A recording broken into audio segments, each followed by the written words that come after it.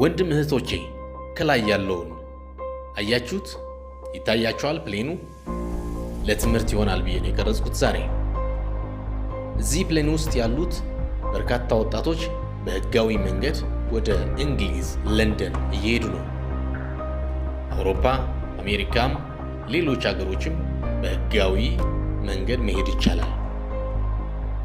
ህገወጡንና እጅግ ብዙ ዋጋ የሚያስከፍለውን መንገድ ብንተወው የተሻለ ይመስለኛል። ብዙ ተጎሳቁለን፣ ሞተን፣ ደክመን፣ ቆስለን መንገድ ላይ የምንቀረው የኢትዮጵያም የሌሎች ሀገሮችም ወጣቶች ቁጥር እጅግ በጣም ብዙ ነው።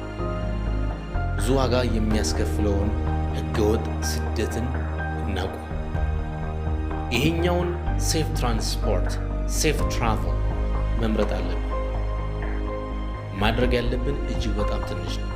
የሚያስፈልገንን ዶክመንት ማሟላት ብቻ።